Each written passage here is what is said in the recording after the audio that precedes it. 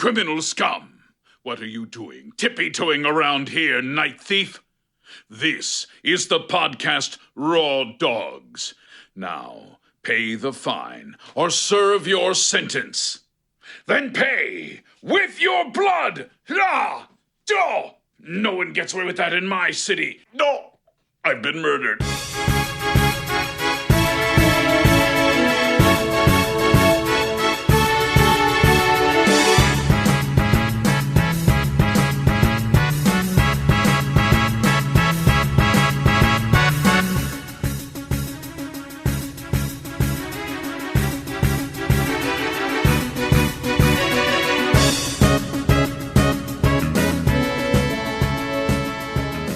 Hey everybody, and welcome back to the wonderful land of Spira.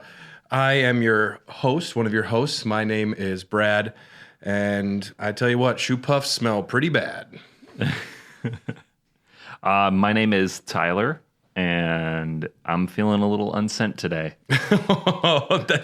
That's a great way to be hungover. Yeah. Such is life. And I am Muttski, back for round 3 of the Final Fantasy X episode. Hopefully this time with 100% less microphone buzz and feedback. Yeah, I thought it was my cable, but it went away. And then today it was not away. So I switched microphones. So hopefully this is okay. No worries. Luckily, when your content is so goddamn good, it doesn't even matter. Or I should say, Yevon dang good. There you go. Yeah. Yes, we are Raw Dogs. We are part of the Tokyo Beat Podcast Network. Check out all of those other amazing shows. And before we jump back in, Muttski, I just had to bring up 2 points that you had mentioned in the very first episode, I think it was. You said 2 things we need to think about as we go on our journey. One of them was, whose story is it? At the end, Tita says it's his, but you wanted us to come back on that, so we're going to think about that.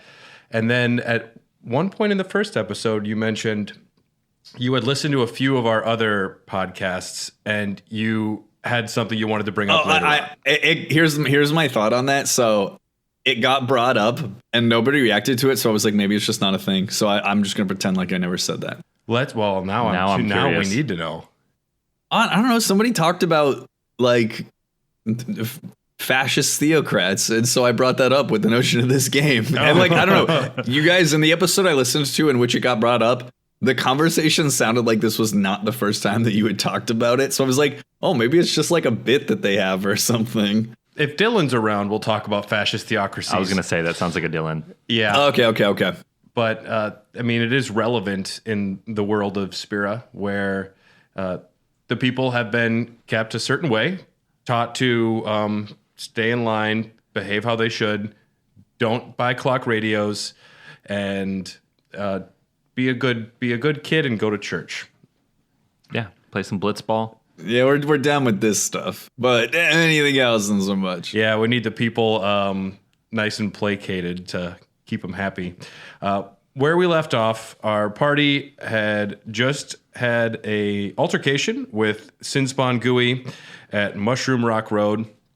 We battled with Seymour. He joined us for a second, and Titus just learned that Sin is his father. He tried to confront Sin by chasing after him, and we're still on our journey. We're still on our pilgrimage.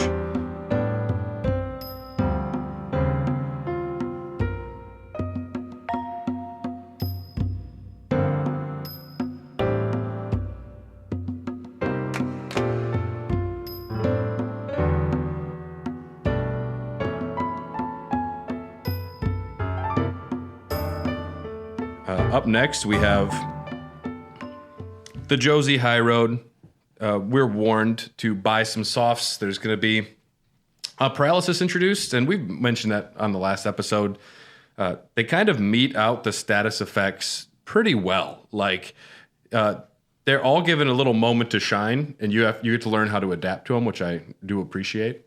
And then when they start rolling them all out together in later games with enemies, you're prepared. Or destroyed.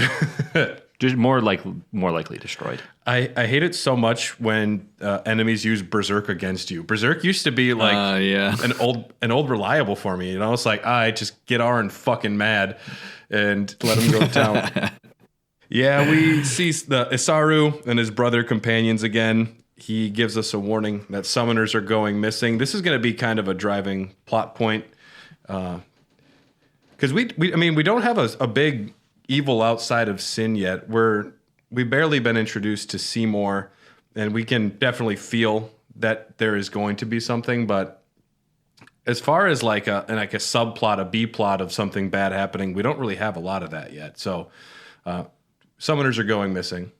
Would you be scared?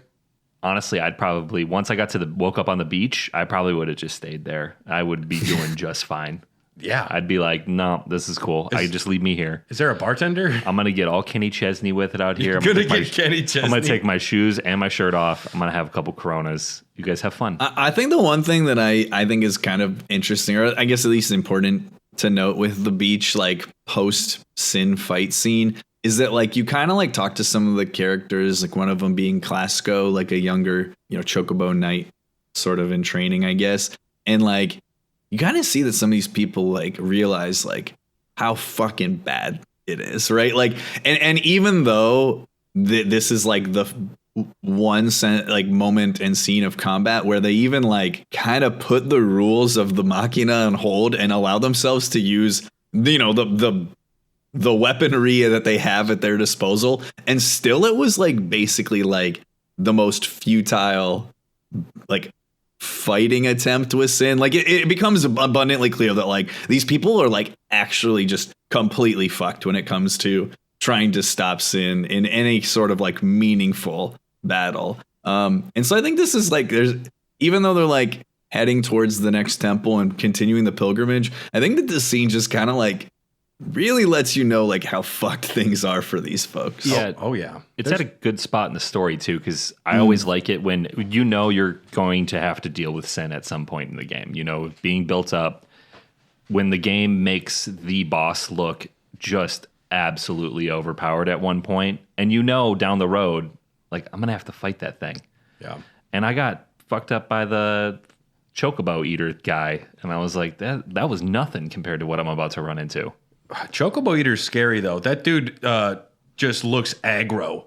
One of the better boss character designs. But Sin just flicks a booger at you, and it becomes a boss that you're just struggling with.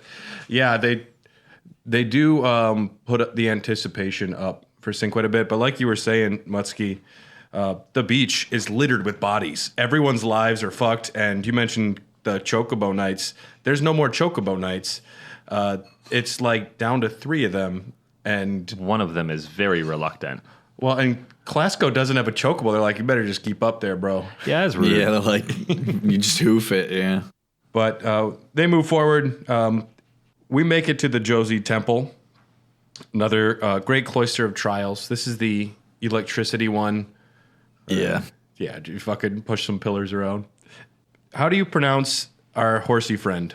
I say Ixion. I called him ExxonMobil. I called him that the entire time. Oh my goodness. You've been indoctrinated by big gas and oil.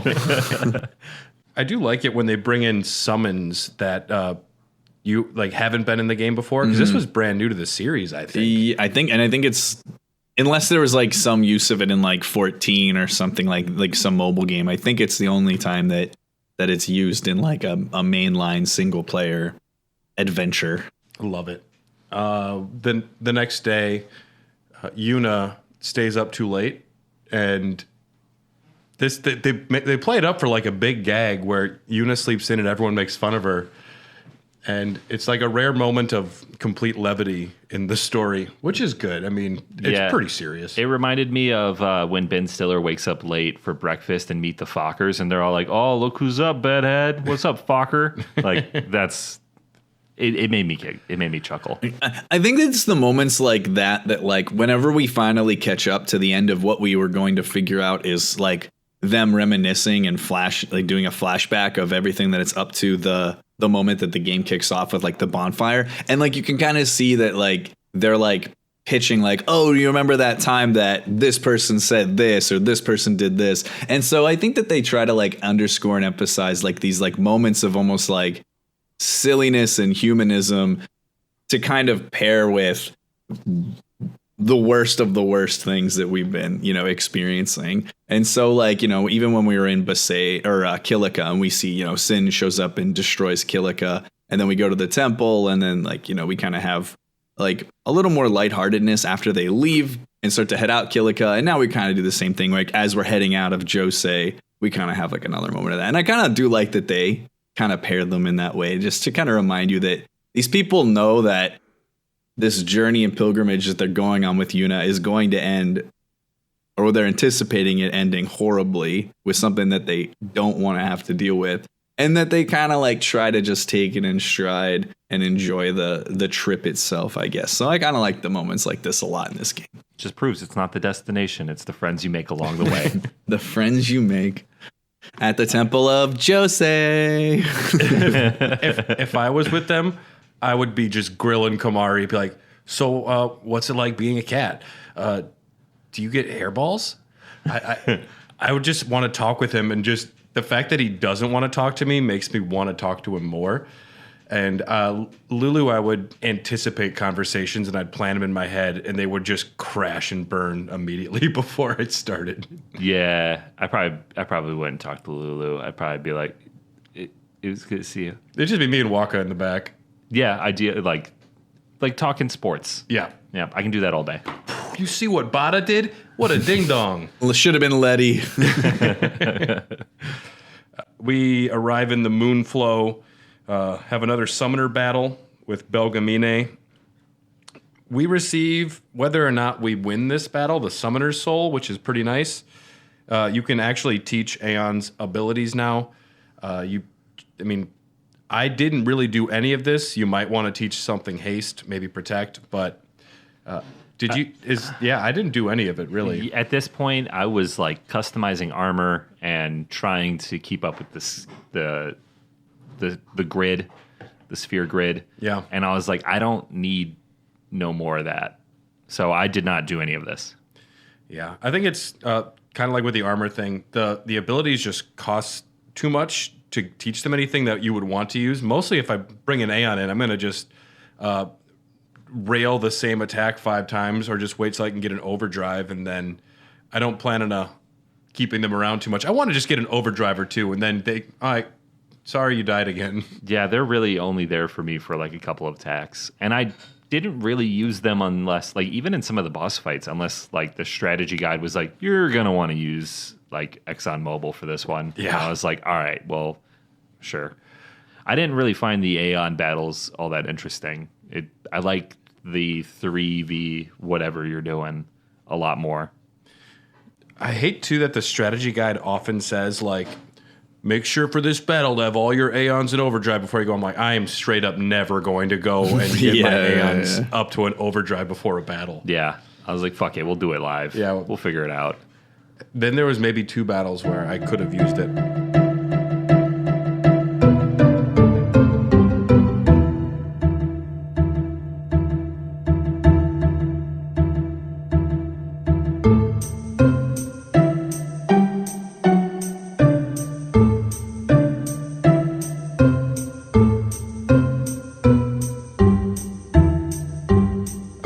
We get to ride a shoe puff. And the shoe puffs they're fun. They're fine. We also see, I forget the shoe puff drivers. I forget their names. Oh my God. Mr. Mises. I just had this conversation with people in my channel 2 days ago too, because I forgot the name. But yeah, they're Gungans, kind of. They're great though. They're Gungans, but not way cooler. Yeah, they're laid back. We find out that Jax got pretty drunk and attacked a shoe puff. I mean, as you do. They look like an enemy, but we also find out that was the day that he quit drinking, which is, he's like, all right, I should slow down. I attacked an elephant. Yeah, that's Probably a good moment for some self-reflection, looking inward, making a change. We all have our lines in the sand, and his was fighting an elephant beast thing. And the one we ride actually has a scar because it's the same one that Jack fought. I actually didn't know that. It's like poetry, it rhymes. We have an underwater battle. Yuna gets yoinked off of the shoe puff, and we have to jump in to save her. And after the battle, there is what can only be described as an incredibly gratuitous shot from, it's like a James Bond shot where they get out of the water of Riku. She's 15. I would say that I think that this is probably the thing that is certainly aged the worst in the game and has definitely drawn fair criticism before. Yeah, it definitely didn't age super well. I was reading the US PlayStation magazine, and it has the Yuna cover, and I was just flipping through it, and it says, they're like, we have covers for all of the hotties in the game. Oh, no. Make sure to write in and say who your favorite hottie from Final Fantasy is. I'm like, come on, guys. You're the journalist. You're supposed to be teaching us values. But they're like, give us your dirty stories. And I was surprised to learn Lulu's only 22. Only 22 compared to, how old is Titus? Oh, fuck. I want to say 18, 19. Yeah, I think they're I think him and Yuna are both like 18 or 19, something like that. Yeah, but Lulu's got 30-year-old energy if I ever saw it. Any semblance of idealism that she has been fucking taken away already. It's gone. She's had to age her. I don't know if her and Chapu were engaged, but her partner died. Yeah. I'm not sure. She's been on 2 pilgrimages already before this, all at the age of 22. Yeah, that's a full life for a 22-year-old. Yeah. And she went and she's put all of her money in at the belt store. Oh, yeah. She doesn't have any money left because she bought 50 belts. I'm going to make a dress out of these fuckers. It's for dual purposes. I'm sure there's a Renaissance festival somewhere in Spira that she wears it to. Yeah. The Renaissance festival would just be a future festival. Yeah. What is unique about Riku's character? Well, her overdrive is certainly one of the most powerful overdrives in the entire game, especially from the immediacy of getting her. Her overdrive is a mix ability, which allows her to use. She comes standard and equipped with the use ability, which allows you to use specific items outside of the normal items you would use. That you can throw at enemies or at your party for, buffs on your own characters or doing elemental damage or non-elemental damage and casting status effects to enemies. The mix ability allows you to combine both of those things together in a way that has some pretty fucking busted effects, including, but not limited to, the trio of 9999, which makes every active party member that you have when she casts it hit every enemy for the damage cap with every single attack they do. And so she's super, super busted really early on if you explore some of the options with her. What do you have to mix for her to get that ability? The items are called Wings to Discovery. You can get them adjacent to the Calmlands with this chocobo spiral mini game outside of the temple where Belgamine hangs out, and you can go do more Pokemon battles with her. So you mix these 2 items together, and then that gives every character in your party the 9999 effect. And then on top of that, then you can use her usability and throw fire gems or water gems, which all hit the enemy for 5, 6, 7 times, and each one of those ticks will hit for the 10,000 damage, ultimately allowing her 1 turn to guarantee, 50 or 60k. It's super.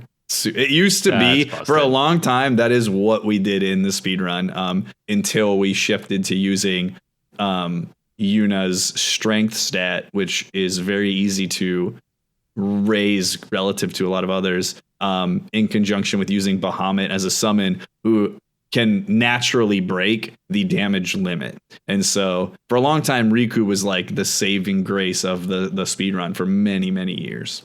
So you raise Yuna's strength stat, and then Bahamut get stronger. Does any summon get stronger? They all, yeah. Like Yuna's stats will mirror their Aeons, but Bahamut just comes naturally with the ability to break the 10,000 damage limit. So basically, they just make Yuna as buffed up as possible in strength, and Bahamut will just like slap dudes with his normal attack for like 40k. It's pretty insane. I will keep that in mind next time. Yeah. Riku's overdrive always kind of intimidated me. With the strategy guide, you get this big fold out thing. One side is the sphere grid. Comprende. I get it. And then the back side, it's just like the full chart of mixing. Yeah. And my brain can't process that many things. I did this time, though, wound up really relying on fire gems for a lot of bosses because it's a quick attack. It's just throw an item, and it does so much multiple series of damage. Plus, I had multiple characters that could steal and use because I was on the expert sphere grid. Yeah. I remember you saying that, which is like, that's a great way to approach using any of them, really. Just keep healed and hasted, and everybody throw fire gems. I used Riku a lot more on this playthrough than I did on my previous ones. Probably because I'm older than I was and I understand games better. But when I was a kid, it was like swords go slash. Give me that. Like the first time I hit an enemy with Riku and did like 4 damage, I was like, no. I also didn't understand that punching things that are rock or something or magic only is not going to do it. So. On this playthrough that I just finished, I like forced myself that if like I would say like I don't know 9 out of every 10 times that I would use Riku's overdrive, I would mix 2 items together that I actually didn't know what the combination did, which made it kind of interesting. Like it was just kind of like a YOLO trial and error to try to just kind of discover things. Like I really did try my best to avoid using anything that I knew exactly what it was going to do. And I mean, to varying degrees of success. It was fun either way, though. But I did use her quite frequently. I just think that she's just like between her naturally high speed, among being like led off with quite a few usable abilities and the ability to steal like Bhed potions and dismantle Machina enemies in one shot by using the steal ability on them. Like she's just such a useful character that I would struggle not to use her a lot in any playthrough of the game, I think. Oh, yeah. Any machine, Riku is in charge of that battle. There's a scene as well where Riku, the obvious Bhed with the Bhed eyes, they have a discussion outside of Wakka's hearing. And they're like, all right, nobody tell Wakka who this incredibly obvious Bhed girl is. But yeah, Riku was actually trying to steal Yuna, but she winds up joining the party and following us along. We make it to Guado Salam. This is where Riku pulls us aside and tells us how to customize armor so we can start doing that. Hey, now, before we get too far into this journey, I wanted to talk to you guys about something I've been using lately that has really made a giant difference in my day-to-day life. It's called Magic Mind. It's an energy supplement. It's used to prevent crash, midday crash from like caffeine. It's meant to help keep it. It helps keep you focused. It keeps you sharp, and it keeps you in the battle when you need to have that extra edge. Now, Magic Mind, it's all natural. It's all good stuff. It's got a lot of really good things that your body wants. It's got adaptogens. It's going to help you relax. It's got nootropics, keeps you focused. It's got vitamin C, D, echinacea, and it tastes delicious. It's got some matcha. We here at the Dogcast, we're big fans of this stuff, and we wanted to offer you a special promo that's going on right now for the rest of January. So only this January, so you still have time to take advantage of this deal.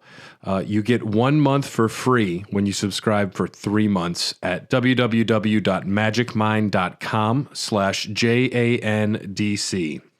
And then use our discount code DOGCAST20, and that's an extra 20% off, which lets you get to a 75% off. We love Magic Mind. Take advantage of this deal. It's a great deal. Just go to www.magicmind.com/JANDC and use discount code DOGCAST20.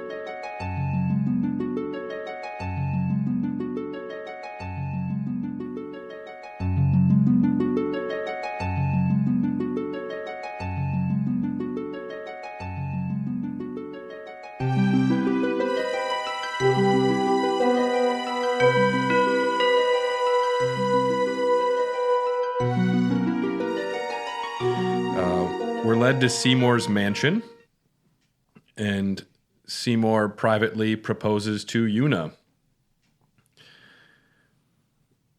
I mean, way to go for him. Yeah. Like, you just shoot your shot. Yeah. That takes some confidence right there. Well, for step one, you want to come into my mansion? Check out my fridge full of Red Bull. Step two, Yeah. have a very unique hairdo.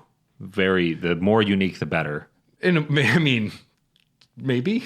Step three, be like super powerful and have a evil agenda. Yeah. That's probably that's the trio. I think that last one's probably like, that's the one you want, right? Yuna, she knows she can fix him is the thing. She wants to fix at least his hair. Yeah, I got you an appointment for your hair. I also really like that this scene, like after having, you played the game probably for, well over 10 hours at this point. You're probably, pushing like 15 hours in a casual playthrough. And you get here for the first time you ever play the game, and he shows the like vision of the past and what Zanarkand used to look like. And it's like really the first time where you're like, okay, I can now be grounded in that everything that Titus is claiming is real is not bullshit. Like he's not, this is not like the purely unreliable narrator from start to finish. Like everything this guy has said that he thinks is his reality, I have now seen it and can confirm that in some fashion, whether it is the time travel that has been hypothesized or something with him coming in contact with Sin and Sin being his father, whatever, we don't know exactly the explanation of how it all works yet, but we now can at least know that Zanarkand as Titus remembers it, which is vastly different from what everyone else is saying it is.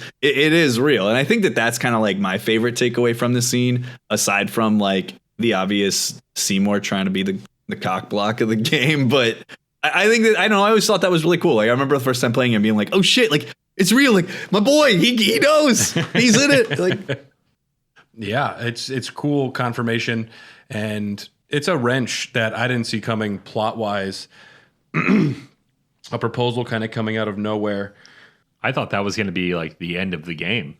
I thought eventually we were going to end up like at a wedding and Sin was going to crash it, and it was all going to come together at this massive wedding at the end of the game. It's a good drama too for our character Titus, who that he's just crushing so hard, and he's like, well, I got good hair. This is dumb. He's like, she shouldn't do it, right, guys? And everyone's like, we don't care. As long as she goes on a pilgrimage, we don't care who she dates. Sorry, bud. You guys think his hair's stupid, though, right? Yeah, he's totally like, that's a lot of hair gel. It's like, hey, Oren, they'd make a totally horrible couple, right? Right? I don't care. He just takes a big drink out of his thing. As long as we're going on a pilgrimage. But Yuna decides she's going to think about it. There's no answer yet.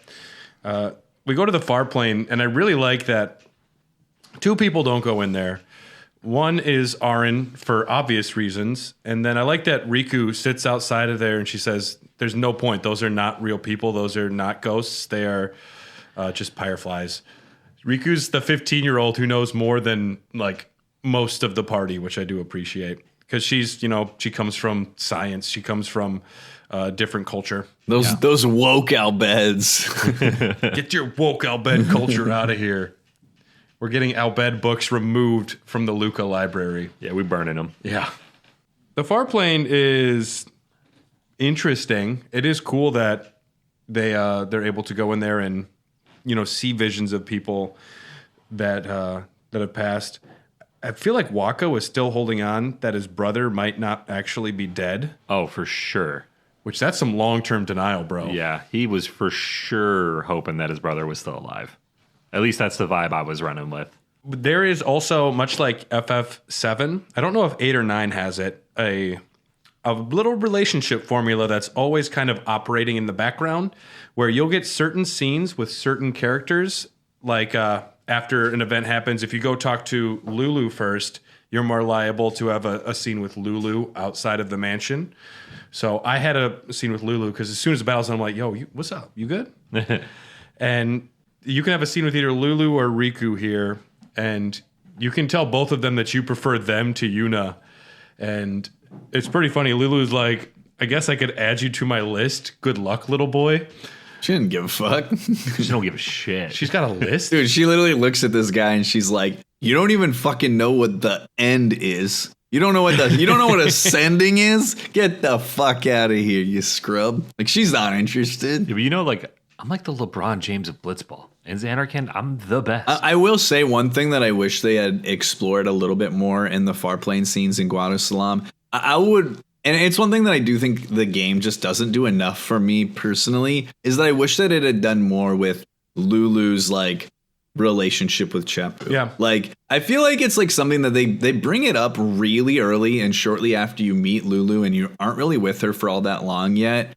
And then they explain about how he died fighting sin, and that would be like a pretty heavy thing to deal with. But then I feel like they don't really do all that much with the two of them again. And I just felt like this was like a really apt opportunity for them to do it. Like, they do show Chapu and they show Wakka, quote unquote, visiting, the Fireflies version of Chapu. But I do wish that they had done more with Lulu, because I want to like Lulu, but I just have never been all that crazy about her, because I feel like she's like kind of like the narration dump character more than anything else. And I wish that they had like explored her like withheld emotional side, especially regarding her past, a little bit more deeply. Her character doesn't really show a lot of agency.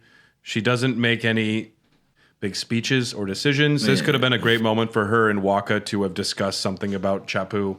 And they're setting up, I don't know if they were in this game, but like a relationship that will happen with Wakka and Lulu. There's just opportunities that are missed. And they don't give us reasons to love Lulu, which is unfortunate. But and Oren doesn't go in. He's like, oh, I can't go in there. But I didn't even. Is that the first time that we're like getting a little bit of a foreshadowing that he's unsent? Not quite. The first one would be Seymour. Seymour when he's like smells him. Because Seymour's like, where have you been for 10 years? You smell weird. Oh, that's right. You can smell the unsent. The unsent scent, if you will. Mm-hmm.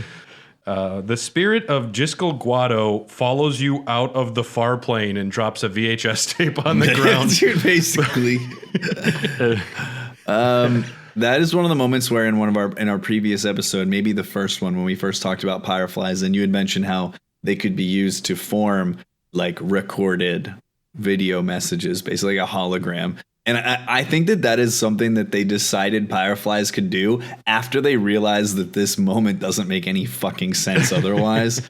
Like, he can just manifest a tangible item. Like, I feel like they had to have gone back and been like, Fireflies can do this also, by the way, just so you guys know if you're wondering. We said we would describe how this works later on. We haven't done that yet. Them Fireflies, they be watch cooking. the tape. Just watch the tape. Yeah. Don't ask questions. I'll let it slide because it is a good plot device later on. Yeah, it's a confusing plot device. Yeah, though, that's true. Is that Yuna watches this tape, Seymour's committed patricide, kills his father and takes over, and Yuna's like, I'm not going to tell anyone. It's like, Yuna. Why would I do that? My sister and Yevon. I mean,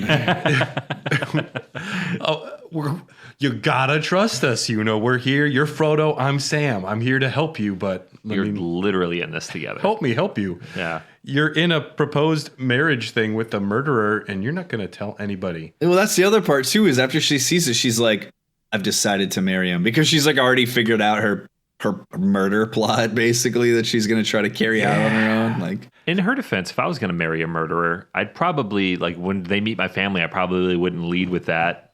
I'd probably be like, well, she graduated from such and such school, and she does this, and she was gone for like 20 years. But the only thing I could see is that she'd be worried somebody would accidentally let slip.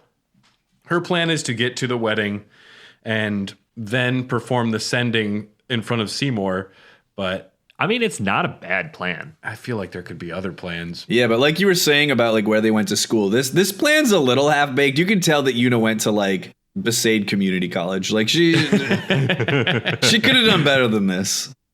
I do see where she's coming from, that I think that she is keenly aware of just how powerful Seymour is, that I don't know that everyone else in the party is quite on board with. I think everybody knows he's strong. I think Yuna knows the extent to which he has some level of power, and maybe she thinks that like this needs to be something that is so secretive that even her own companions and guardians need to not know about in order for it to work or something. Yeah, you know what I mean? Like, I wonder if it was something like that. But there's one person you always tell, and that's Aaron. Aaron is the guy you have to, because otherwise, imagine she starts sending, and then Aaron just turns and sprints away full speed. I forgot my keys. You gotta go. I left my oven on. Well, at this point, she tells Seymour she's not interested. Or she's not going to make a decision yet. As soon as you leave Guadosalam, you get Shalinda comes up to you. She's like, we're super pumped. You're going to marry him. This is great news. And then you can tell her, like, no, they're not. Right? Isn't there a dialogue? Yeah, here? But it's like once the news has been said. We need to come back to this later, too, because I have a really important point to make with Shalinda specifically in, like, I don't know, a little chunk of story. So put a pin in Shalinda right now in the word of their marriage, because Shalinda is one of the most impressive characters in this game for me, and for a very specific reason. So we'll revisit her later for sure. It's Shalinda's story. That's what it Yes, is. yes, this is actually Shalinda's story. Yes, I figured it out. Right before Aaron throws Titus up in a sin, he's like, this is Shalinda's story. Titus is like, what?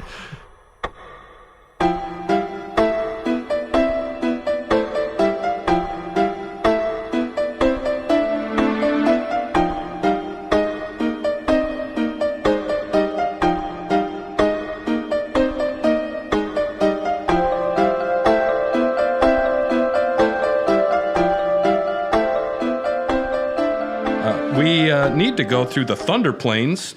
This is where I dodged lightning exactly 0 times. First time, the timing is tricky. Well, when I would enter a battle, I would hit X faster than the speed of light. But when it was actual lightning, I was working on like a 5-second delay. Yeah, I was like, damn. Yeah, earlier in our first or second episode, I don't remember which one, when I mentioned that the only time I grinded armor was to get a piece of no encounter armor, that was specifically so that I could do this for the trophy, because I didn't want to be interrupted with the battle, and I didn't want to spend the time going into all of the battles. So I equipped the no encounter armor, and I just did the 200 dodges in a row, basically, and it was just way, way, way nicer.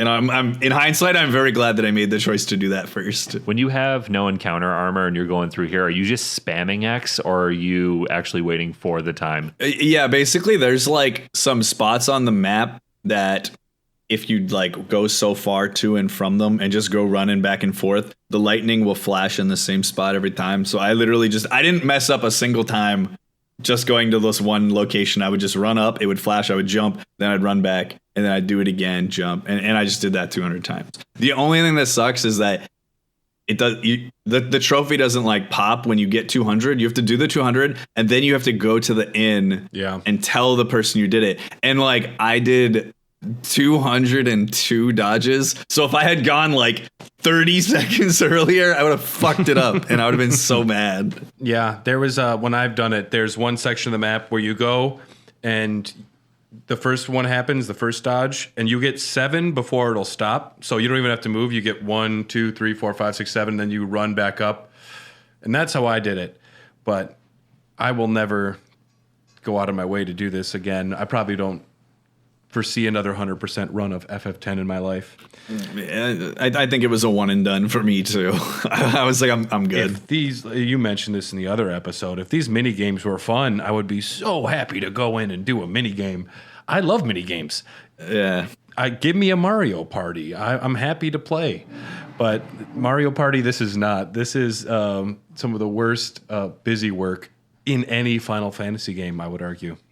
Yeah. The other thing is that it's like they're called like, you know, the celestial weapons, and they're like people's ultimate weapons. And like you mentioned with weapon upgrades and stuff, they're not even that fucking good. Yeah. Like it's not like your reward is really all that spectacular. No, you can very easily make superior weapons and armor. I don't think I got any this round, because there's always like one extra bullshit step per character, like defeat all of Blitzball. I'm like, no, No, ain't nobody got time for that. Yeah, like it's not like you do the 200 lightning bolts and that you go get the weapon, right? Like you do the 200 lightning bolts and you get an item that you get to keep and just sit in your inventory for the next 20 fucking hours and then you can think about going to actually go get the weapon. So like, yeah, I'm with you. Not my favorite. I do like some of the celestial weapons in the game by design, but I think that it's one of the Final Fantasy games is one of my least favorite like ultimate weapon quests and like quality of weapons in the whole series. Actually, it is one thing that I will say I do not love in Final Fantasy X. I like getting a weapon and it's ready to go, not like, oh, look at this cool weapon, it looks great. Sorry, it's not gonna. It's got what is it? 0. It's got no AP unless you charge it up with a butterfly thing in a forest somewhere. Well, fuck me, I guess. Yeah, thanks for wasting my time. I got a perfectly good spiky blitzball here. But we get through the Thunder Plains and we get to Macalania Woods. Bartholo has lost Donna, and Aaron gives him a nice little pep talk. He's like, dude, get your shit together, man. Sorry, Aaron. Big fan. You have one job, sir, and you are not succeeding. You're failing actively currently. Yeah, I need to get like a little 365-day calendar of just Aaron-isms, just saying. Oh, that'd be good. This ends now. Or just 365 days of Wakka talking shit about the Bhed. I wouldn't mind that calendar either. But it's in Bhed. That's the twist. That's the twist. That's the twist. We fight the Spira morph in the Macalania Woods. This enemy can change elements. Again, bosses have gimmicks. I do appreciate it. This one was fucking tough for me. Yeah? Like, so when it attacks you with like a blizzard, you're supposed to hit it with fire, the opposite. And then it takes on. Yeah. I thought it was going to take on a random element, and then I just got thrown off track so many times in this fight trying to keep up with what element it's currently using and trying to get to my magic user in turn. The trick is also to have your party unequip weapons that have like, if it has lightning strike and then the thing's under lightning, that's the trick. Is if you're using like a water strike weapon and it's a water element, you're just like kneecapping yourself pretty bad. Yeah. Yeah. Lulu gets to put in some work here. Maybe Riku as well. This is also where we get introduced to the concept of Jekt spheres. Aaron finds one on the ground. He's like, I guess Jekt was he's an amateur filmmaker. Yeah. And I do love every one of these videos of their pilgrimage. It's great seeing a younger Aaron. It's great seeing Yuna's dad and Tidus's dad. It's great to see them all interact. You can really kind of flesh out how their whole journey must have been just from these little snapshots. In this first one, though, it's where Jekt is talking directly to Tidus. So Jekt already has in his mind a little bit that Tidus will someday come here. And I don't know if he has fully formed his plan yet. Jekt is responsible for a lot of the outcome of the game, but he says to Tidus to be brave and he believes in him. So this is also shortly after he quit drinking off the shoe puff. He probably is sobering up pretty bad. He's like, oh, I was a pretty big dick to my son. Yeah, I should go back and fix that. He's come a long way from whining that there were no screaming fans and crying women when they were leaving on their pilgrimage till now. He's had a bit of an awakening, we'll say. Our guy Jekt. Aaron also mentions that Jekt loved Tidus, but he didn't know how to show it. And I imagine that is just the most awkward conversation for everybody involved. But it is what it is. Aaron gets a new overdrive here. Shooting Star. Aaron's overdrives are tied to Jekt spheres, and Shooting Star is a crutch for me. What does Shooting Star do, Muttski? Shooting Star allows Aaron to completely fucking yeet any one enemy out of battle that you want. Doesn't fucking matter. Yeah, it gets used in the speedrun exactly one time in a mandatory Mandragora fight. I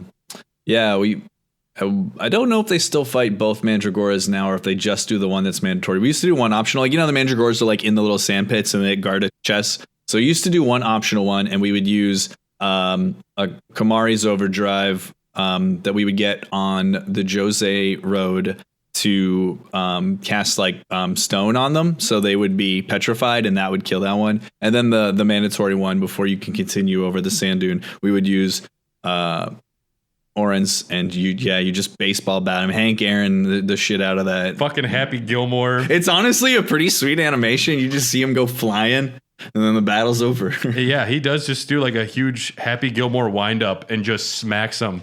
And there's always a point where I remember this is one of my favorite overdrives, and it's when I get to the Sanubia Desert and there's those giant fucking sandworms that have the most HP ever, and Arin just winds up, and it's like seeing who is it, Sabin or Edgar pile drive a train in FF6. Yeah, it's Sabin. Yeah, that level of absurdity. Yeah, no, that Happy Gilmore is a great parallel for what happens in the animation. Fucking wind up.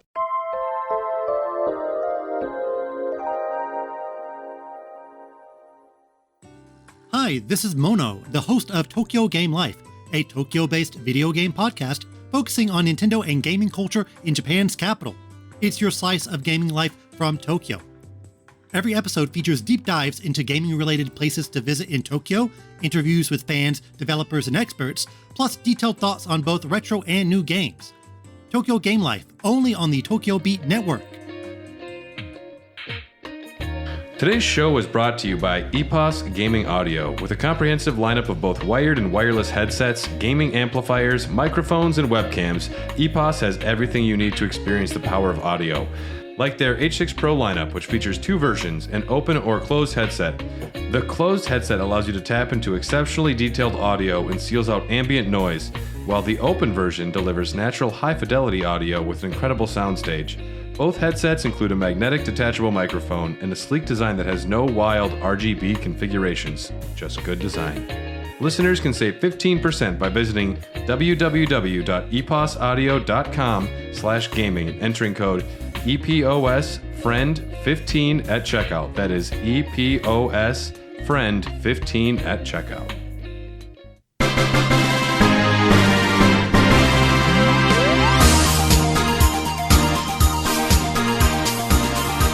Yeah, we get into kind of a little bit of a boss rush section. At Lake Macalania, we fight a crawler with a little negator. It's a boss battle. The negator prevents spells and summons, so take it out first. Then Wakka asks why she speaks Bhed. Like he doesn't already know the answer. Yeah. And when she says she's all Bhed, Wakka just gets that big dumb face. That big, like, if you enter like Final Fantasy X in GIFs, like one of the first ones is that stupid Wakka face just frowning. Yeah. Yeah. Damn, my racism's getting in the way here. My racism is really tricky for me right now. Yeah. Trommel will take Yuna to see Seymour. This is also where we see the snowmobile scene. Now, this scene has the affection mechanics in full force. You can ride a snowmobile with Lulu or Riku, and you can ride a snowmobile beside Orin or Kamari, and you'll have unique dialogue with all of them. And I didn't know that. I got Riku. So yeah, that means you were just crushing on Riku a little bit. I don't think I was. Riku's pretty common to get just because a lot of it is like characters you talk to first in various scenes. Like the person you talk to first will get the affection boost. And early on in the game, Riku is the only character, right? So like a lot of people, if they just naturally talk to the characters as they are like placed close in proximity to Titus, so like the affection later on kind of gets naturally spread out through others. So Riku just kind of has a natural advantage for a casual player. If you get what I mean? Like, yeah, that makes when sense. There's only one person, like it has to be her. When there's six people, someone's going to talk to Lulu first. And if you want it to be someone else, like if you want it to be Orin, which is who we would do in the speed run because he has the least to say, we will go out of our way to interact with Orin, even in scenes where he actually doesn't have any dialogue. Like you just press confirm to speak to him because you get the affection boost, even though he doesn't actually have lines. So it's kind of like there are some characters you have to like actively try to get in the scene if you want them. But I also got Riku probably for the same reason. Like the difficulty of taking Barrett out on a guy's night out in FF7, you really have to be actively mean to all of the women. Mm-hmm. But yeah, Kamari's scene's really cool because it's one of the rare times Kamari says he's like Riku should stay Riku, and I like who like you're a good. Yeah. I forget the phrasing, but he kind of just says Titus, you're a good dude, Titus, and that fills my cup of my self-love for the rest of the year if Kamari says something nice like that. Also, Arn and Kamari get to do like a sick jump, which doesn't happen with the other characters. So another reason.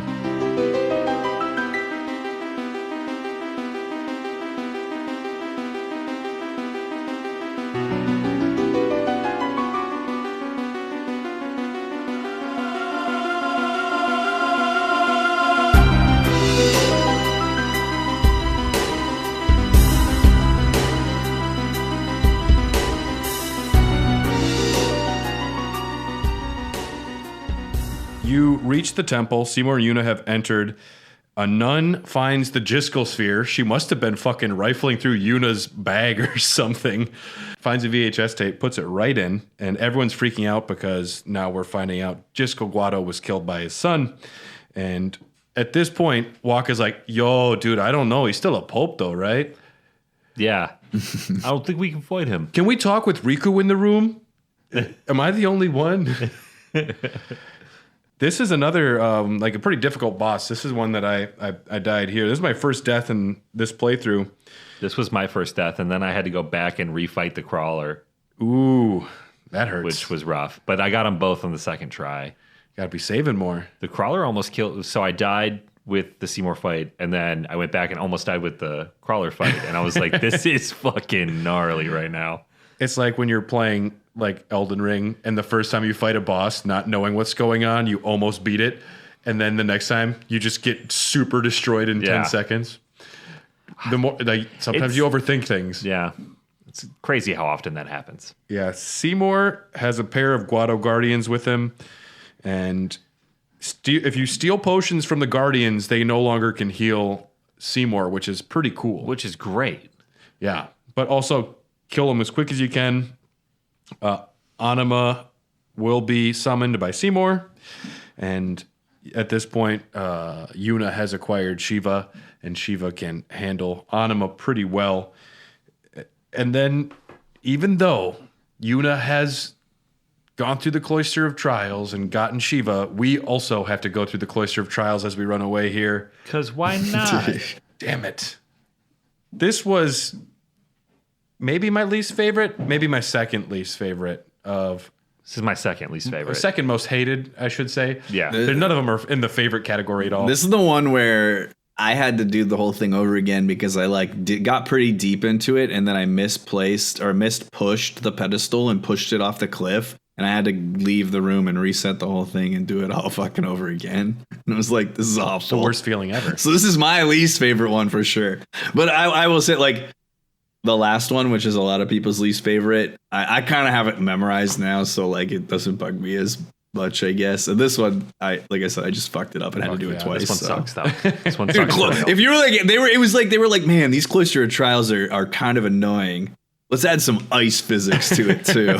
You know what gamers love? It's ice. And this one is so redundant. You have to go up and down that little path multiple times, and you got to build part of the pathway and then break part of it. Yeah. And it's like, just let me do a simple 1, 2, 3 fix here. You know, all of that narrative thrust of them finding out Seymour's dad was killed by him, and you're running away and there's a marriage happening. Let's slow it down for about 30 minutes. Yeah. Yeah. Do you know about this sphere we got, this destruction sphere? I came into this cloister, and instead of doing it, I went to bed. Because I was like, that's it, I'm going to bed. I'm not staying up this much later. I'll play a little bit more. And then it was a cloister, and I was like, nope, I guess that solves it. I'm going to bed. Conversely, with Baldur's Gate 3, it'll be 1:30 in the morning. You're like, I can do one more dungeon. Oh, absolutely. Yeah. We push all of the pillars. Trommel takes Seymour's body, destroys the sphere, and says, Guado handle Guado affairs. Is this where we actually kill Seymour? As far as I know, the answer is yes. This is the moment that Seymour has been officially killed. as if I remember correctly. I think the answer is yes. And now from the rest of the game, he will now be an unsent. Yuna just needs to learn a faster dance. Outside, we have to fight a Wendigo with 2 Guado Guardians. They are running support on this Yeti, just casting Berserk on it, and he will one-shot every party member. Yeah. Now, this was, unfortunately, when I didn't know all of my abilities, and Auron can use Threaten, which instantly takes Berserk away from an enemy. Did not know that. He whispers like 3 words to them, and they're like, oh, shit. Yeah, all right, I'll calm down. I'm sorry, dude. Auron would be the best bouncer in the world. It's like the equivalent to like when we were kids and we were making a lot of noise upstairs and we heard my dad's recliner click shut. We were like, all right, everybody calm the fuck down. Yeah, that's what Auron does. He just puts the recliner down. And you're like, all right, no more Berserk up here. Sorry. Our bad. This is the fight. This is the fight where for me, Lulu kind of got phased out of my party. At this point, I had gotten some black magic spheres from one of the boss fights earlier. And like I used them all on Yuna, whose magic stat for me was considerably better than Lulu. And now Yuna just became my mage. Like she was just both white and black magic. And so Lulu kind of got phased out on when to go. I started going pretty hard on. Now I really wanted to get Riku in, so now I was going very Riku, Auron, and Yuna heavy at this point. I did the same thing with Yuna. When I got a couple black magic spheres, I was like, ooh, this is actually much more convenient. Because I'm swapping her into heal, and then I'm swapping Lulu in for damage, and I'm like, 2 birds, 1 stone. Mm-hmm. Yeah, so not only did the story decide we don't need to do anything else with Lulu, we decided that too. So we were just doing what the writers wanted us to. You'll enter one cave later on where Lulu will have a scene. Otherwise, she's no longer there. We crash through the ice and land below. This is where we discuss that we're traitors to Yevon. Now, this little sequence where it looks like you're kind of in this like almost underwater city under the ice. This was something I learned on Boundary Break, that YouTube channel, where you were originally, if you look at Sin's model, like from the battles, he has a village on his head, like buildings. Originally, this was going to be you riding on Sin to the Cenubia Desert having a scene. Instead, they changed it to where you're like under the ice having this moment. Oh, that would have been cool, though. Yeah. It's wild that Sin does just have buildings on his head. I mean, he's big enough. Yeah. Makes sense. It's like in Men in Black when you found out that you've been living in a locker this whole time. There's just people. Oh, yeah, that's wild. Yeah, we're just a marble. We're traitors to Yevon. Wakka is distressed. I mean, he just found, like, he's one of the most religious people that you can know in Spira, and now we're traitors to God. And we killed the Pope. But no one knows that. They can't say the Pope's dead yet. We know. We know, though. Yeah, so he's like, fuck, I'm a traitor to God and I killed the Pope. This is not going to be good for me.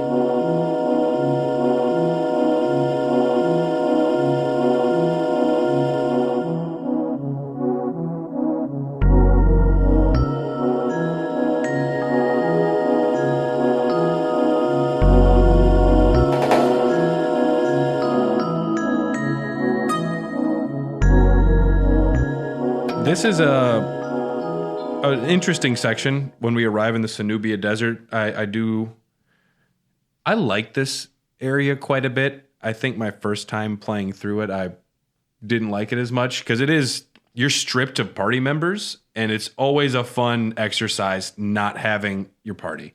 I think this was probably my favorite part of the game.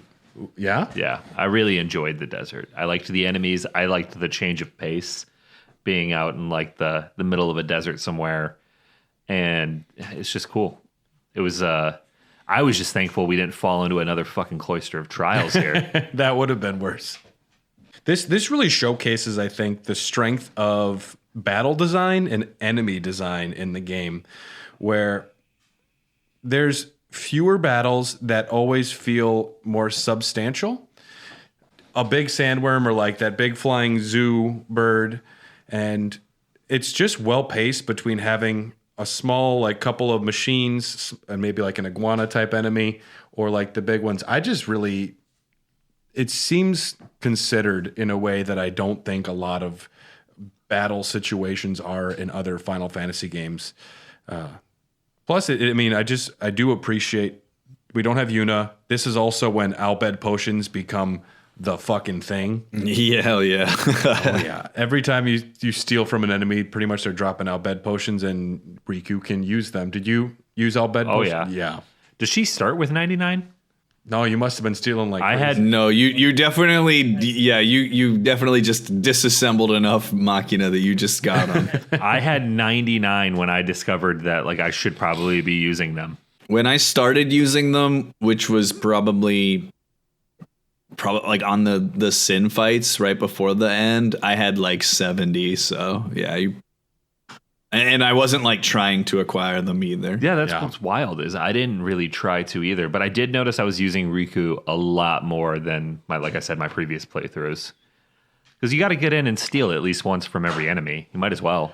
That's just kind of a way that I've got conditioned to play RPGs. I kind of want to steal from every boss, and got to see what every enemy's packing. Well, with the Machina, like it's like a free one shot, right? As well, so you're stealing and also killing the enemy, which is considerably faster than literally any other option because the animation takes like a second. It's the most basic animation of any of them, and you just insta kill any Machina, and some of them are kind of beefy. So, do the enemies that have that kick, the thrust kick? Riku can steal from them too, right? Or are those not? She can steal from them, but it does not dismantle them. Unfortunately, I think it is only specifically the Bhed Machina enemies. We arrive at home. This is the cleverly named. Maybe you should describe what that is, because the name. I think it's one of those things that I think a lot of people that play this game probably don't even know that that's what that's called, and like just we went home. Like it's kind of confusing. Yeah, home is where the Bhed have relocated. I think it's still a secret to a lot of Spira. Well, at least the Guado know where they are now. But Riku leads our party there and explains that the Bhed have been kidnapping summoners, and the Guado want to steal Yuna from here to go force her to marry Seymour. There's a number of puzzles requiring the Bhed language in this in home.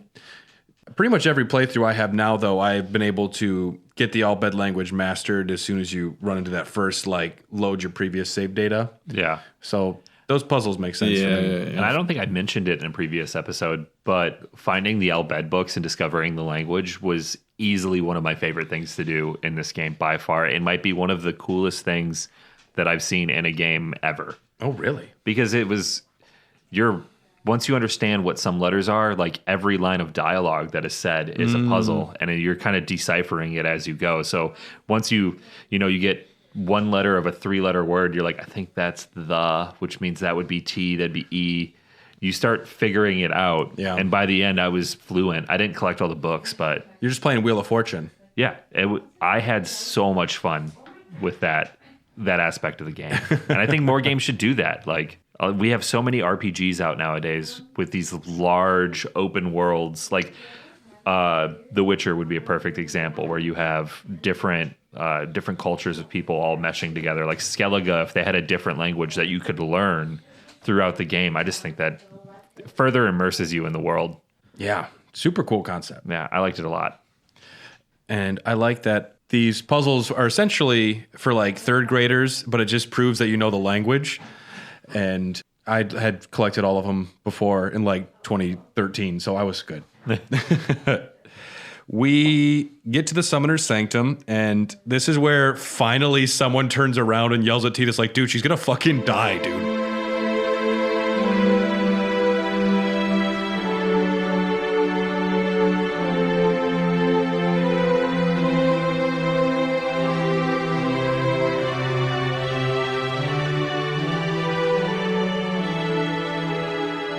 Honestly, it's on them for not telling him earlier. Not shockingly, the one that tells him is fucking Riku. The one that is not part of the Basei crew, right? Like the one that we find out, throughout these scenes and some of the conversations, that Riku and Yuna are related in some fashion. And yeah, she's like, dude, Yuni's gonna die. And So yeah, kind of hits the revelation there. And then you also then kind of then make the implication and infer why then the Al Bhed were kidnapping the summoners, and that it wasn't this like malicious, they are actually the bad guys kind of thing, but rather that they're like, this is a fuck up, like ritualistic killing of innocents that you guys are enabling, and we want to prevent that from happening, essentially, in the name of this god that doesn't really do what you guys think it does. This is about the time as well that when Wakka finds out Riku and Yuna are related, he's like, wait a second.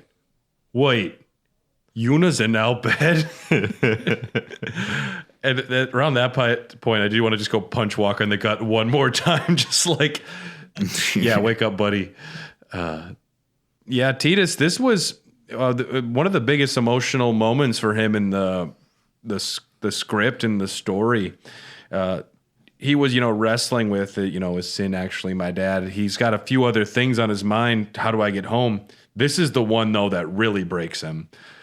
I'd be upset too. There's other things I would be upset about as well, but the fact that nobody told me, poor Titus. I think especially because like they're not dumb. Like they could all see the writing on the wall that Titus was like catching the feels for this chick, right? Like I think they could see them kind of becoming closer than just friends with one another, and they're just kind of letting it happen. Like I feel like there's a lot of blame to be placed on the crew here for not pulling him aside. Like I know we talked about it, and I don't mean to like get into it ad nauseum again, but I feel like everybody kind of saw this couple forming. Yuna obviously knows that. She's like, this ain't gonna fucking happen because I know it's gonna happen, and nobody tells him, and so they kind of let him continue building that bond in a way that I think is actually worse for him than it is better. Yeah. Ignorance is bliss.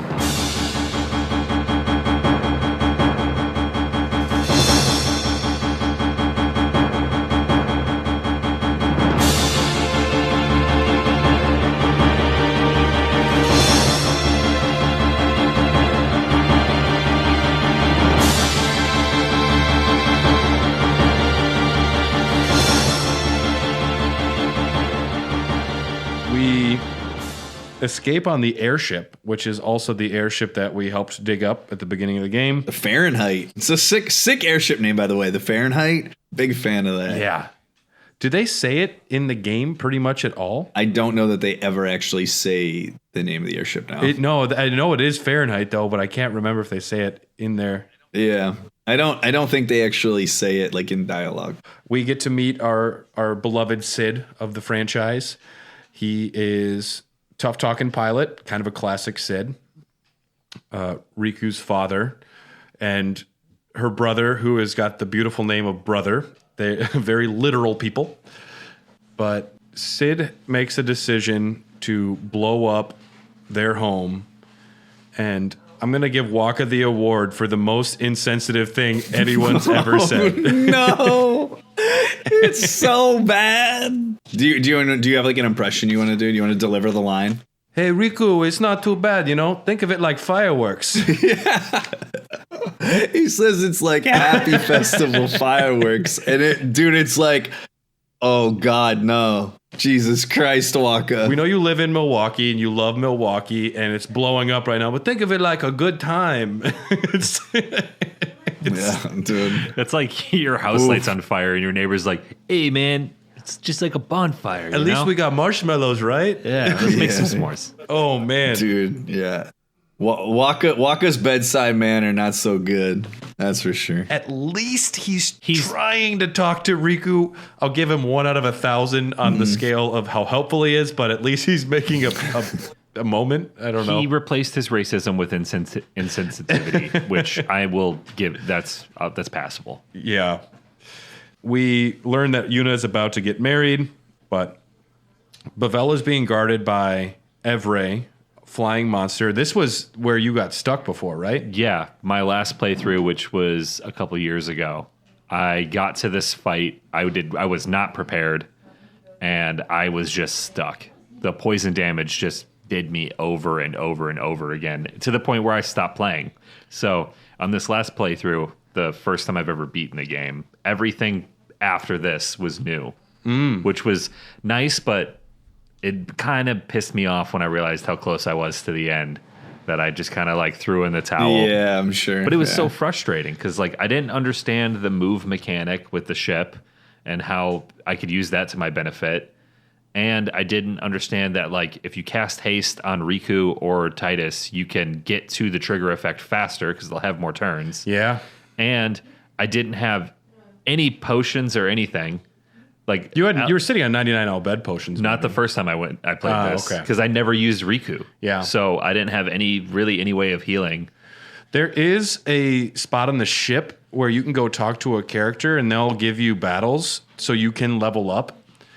Oh, that would have been nice. Yeah. Yeah, I did. I also did not know that until so for that fight, that's like one of the fights that at this point, like you essentially plan to have your overdrives that you'll need to dispatch any bosses as quickly as possible. And so if you don't have your overdrive, you go to that fight and you're just fucked. Like it's just not happening at the level that we would go into it. And it wasn't until later that someone told me about that, and I was like, oh, like I could have just gone and got my overdrive there. I thought it was just cooked. Like I was like, all right, well, I guess that's it, guys. See you tomorrow, you know? So yeah, I didn't actually know about that until fairly recently either. Even with the strategy guide, I died at this part again. It's tricky having to move, or what is it? Move in or pull back. Yeah. And yeah, the stone and the poison, big problems. Yeah. Yeah. When you're just trying to get everybody to 0 and just like no status effects, and by the time you get them there, something's fucked again. You're spending so much time not damaging the boss. Yeah. And I think I had armor at one point in this game for maybe Wakka that was like Stone-proof or something? Stone-proof or like Stone no Ward? poison or something like that. Yeah. And I didn't even realize that I had equipped it. So it was like a happy accident.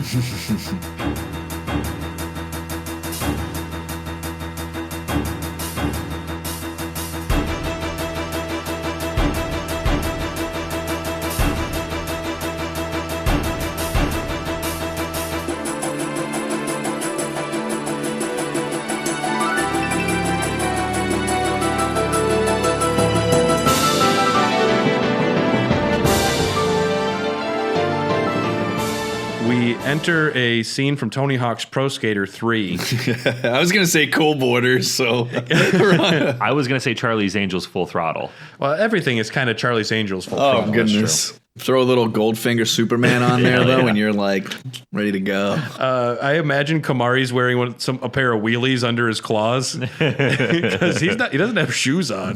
Oh god, That would hurt. That would hurt, yeah. I think even with shoes on, I think you would not have like a sole of your foot left after grinding down that thick of wire. And like Titus jumps from like one to the other, and like I mean I know he's a acrobatic, athletic blitzball player, but Do you guys remember soap shoes? Those are the grinders on the bottom, right? Yeah. I wonder if that's actually what they're all wearing. Either that or they had to fucking lube that entire wire up before they shot it. yeah. And even then, it's just there seemed like there could have been a different scenario to get him in there, but This was definitely like the fever dream of one of the developers, and they were like, "No, this is how it's fucking happening." I already wrote it in my head. It's done. Lulu is the only one that gets carried, though. She's like, "No, I will not. I will not take part of this." I had my Elden Ring moment here where we get to the wedding in Bevel, and I'm like, this is the end of the game. Yeah. I made it. This is it. Like, Sen's going to show up. We're going to be a fight. We'll probably hop on his back, and it's going to be some awesome, like, set piece while he sails us to Zanarkand, and then we'll have the ending cutscene, and I'll have this baby wrapped up in the next hour. And then I was very wrong. It's got the feel of a final area. Well, your B side plot here with Yuna's marriage is kind of coming to a head at the same time. So the story implications are very real at this point, and you get one of the dope cutscenes that are cinematic and look all pretty. You fight monks. The monks have guns. Kisses the bride. Yeah, Seymour kisses Yuna, and I felt Titus inside of me very angry with seeing this. Gets the angry Arthur fist Just clenching. Yeah, just Love it. Just yeah. I just realized which Arthur. I was like, Arthur Morgan? Which is the What is he aardvark, talking of about? course. And You know what I'm talking about? Then I figured it out. No, just a cute little Arthur. She jumps off and does a straight up like the Millennium Falcon's below, and she jumps off the back, or She kind of does a Jeff Hardy Swanton bomb. just boom. Oh no, she goes backwards, doesn't she? Yeah. No, that's a trust fall. She jumps off onto Valefor, and Riku throws a grenade, and the party runs into Bevel Temple. And Wakka's like, yo, why does the church have an elevator? This is against the religion, dude. And we're like, Wakka, we have bigger problems right now, man. We'll talk about this later. Especially after they were just being, they just had like forbidden weapons pointed at them. Like people had guns and robots attacking them. And these are the people that Wakka's like worried about. Now he's like, oh, they have an elevator. This is where I draw the fucking line, guys. Like This is too much. everything else I've been able to overlook, but the convenience of movement, I don't know that I could go down this road with you guys. Can't do it. Cloister of Trials. This is the one you said you kind of have memorized, right? Yeah, I'm sure that this is really fucking annoying for people, but yeah, I've just done it so many times that I just didn't. It didn't take me very long because I just like at this point I'm like I know where to go. I know how to do this, and Dude. I feel like, Tyler, you're at the other end of this spectrum. Yeah. So I'm somebody who does not like strategy guides. And Yeah. I knew we were recording this episode, so I used one for the majority of the playthrough. And the cloisters really help. The strategy guide knocks it down real easy. That's So I the was only like- way to do them, and even then they suck. I was like, I'm gonna attempt this without looking at the strategy guide my first run and just see how it goes. And I went full Dennis Reynolds with it. I was untethered and my rage knew no bounds. The amount of time, there's the one part where you're like, you have to go down and there's 3 right turns. yeah, And you have to get to the last one. And you have less than a millisecond to hit that button to go right. Otherwise, you just go right off. Wait, were you trying to like time the button press? Yeah, I thought you were supposed to. You can you can just hold it. Wait, what do you mean? What do you mean? Like if you like are if you're like approaching it and you're like holding X, it'll turn. Yeah, you'll do it. Dude, You don't have to like I press didn't it even when know you this. get there. that makes me so much more angry. Yeah, you can just kind of hold it in. I was sitting there like, Hey, you know what? Here, I might be having like a dumb moment, but I feel like I have had this exact conversation with someone, but I was on the other side of it. Like I feel like you're experiencing something that I've experienced before, and I'm like, oh yeah, like that's the thing. I forgot that's like, yeah. I had a full metronome going with my head, like syncing up, like hovering above the button, like trying to like, all right, 1, 2, 3, 4, fuck. Yeah. So you know how like it'll be pointing forward and it'll like go right. Yeah, if you just hold it. If you get there whenever it's forward, it won't do anything. It'll then go, and then it'll take your input whenever it's available on the turn. my God. They'll give us a 20-page tutorial for Blitzball and one segment, Yeah. but they won't just tell us how this works. I totally understand why you fucking hated this now, though. I absolutely get why this would be really frustrating. Needless to say, I went back and used the strategy guide. Even still, though, I was still trying to time my input to the arrow. Now I'm like second guessing myself. I'm like, am I wrong? But I'm pretty sure. I'm like fairly certain, but I'm like, maybe I'm wrong. I'm going to go with the speedrunner who's played the game more than 3 times. I do have a save at some point around here. I Yeah. could go home and check. The moment you get out of a Cloister of Trials, you save 5 times. Yeah. Because you don't want to fucking risk the first 4 not working. When you enter the room, this is your first time actually entering the room in the temple where Yuna goes to pray. And we see her having a conversation with a little Bahamut boy. And I was like, yo, I know that guy. He told me not to cry. Yeah, he said you cried. Yuna's like, this kid tells what? It was 1,000 years ago. Just cut me some slack. Bahamut, like you mentioned before, Muttski, can instantly break the 9,999 damage limit. But can't Shiva too with her overdrive? Or is this without his overdrive? This is just like his normal attack. Oh, okay. He can do it with. Well, and also, like, you can unlock Aeons doing more than 10,000 damage when certain characters get their celestial weapons unlocked. Oh, cool. Yep. So certain characters pair with that Aeon.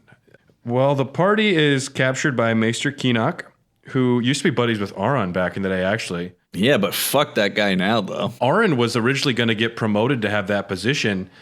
Auron had possibly an affair with a Maester's daughter, and he had to leave, and then Keenock got the job instead.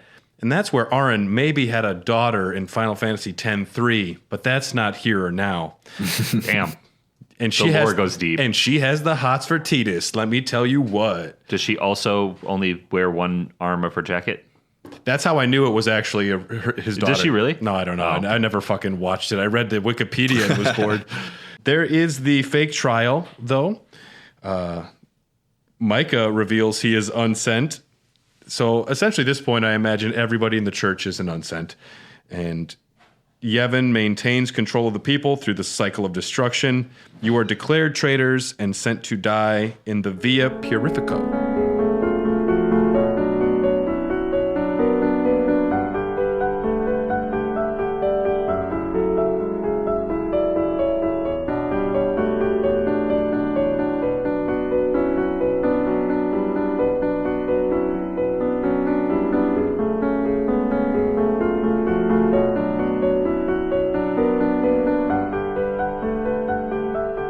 You know what's super considerate though is, all right, who can breathe underwater? You go to the water section. Yeah. Thinking back on it now, this actually probably is up there for one of my favorite parts of the game. Yeah? I liked this part a lot. Playing as Yuna and having to find your companions and I did a little bit of grinding here for Yuna because I was like, I'm using her all the time now. So I did grind quite a bit here. The first couple battles where you don't have anybody but Yuna, I'm like, this is a puzzle I never considered. I'd never thought about how could Yuna just take out 3 enemies while keeping herself healed and doing enough damage. Thank God I had black magic. Yeah. I was going to say, this is where we were thriving with our decisions. Yeah.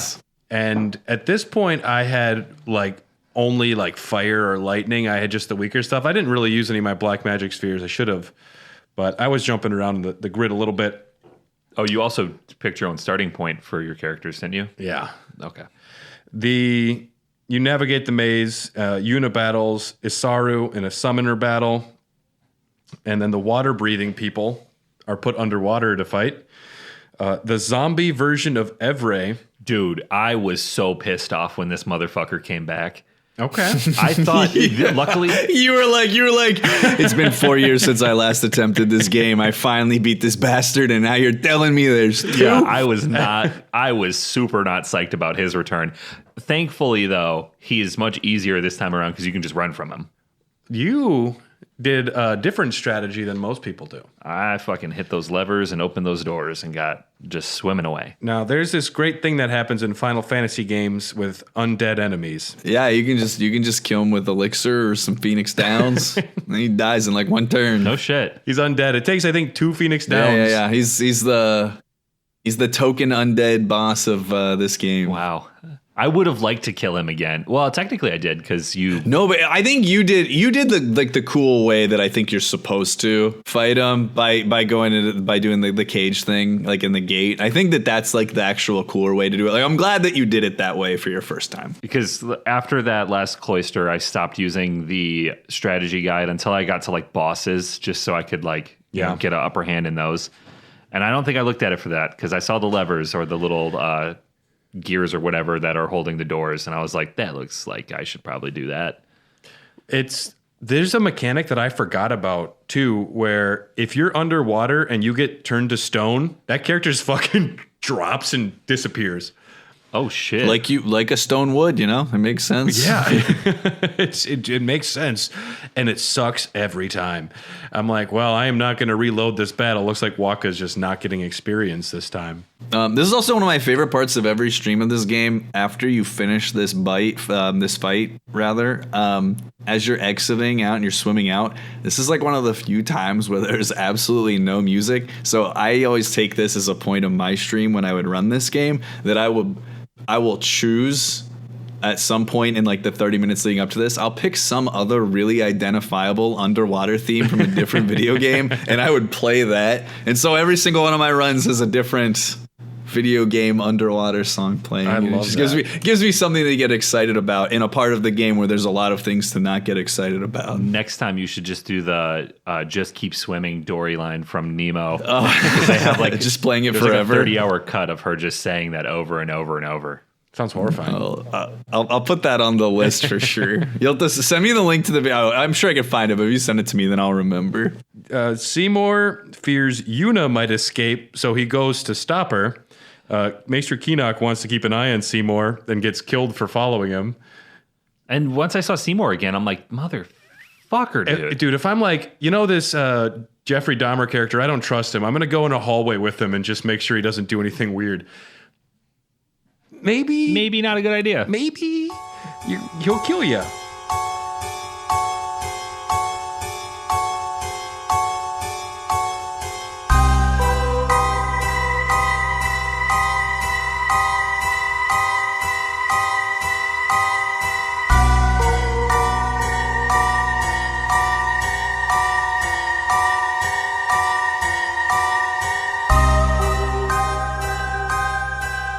There's a situation though where you run from Seymour and Kamari's like, I will stay, run.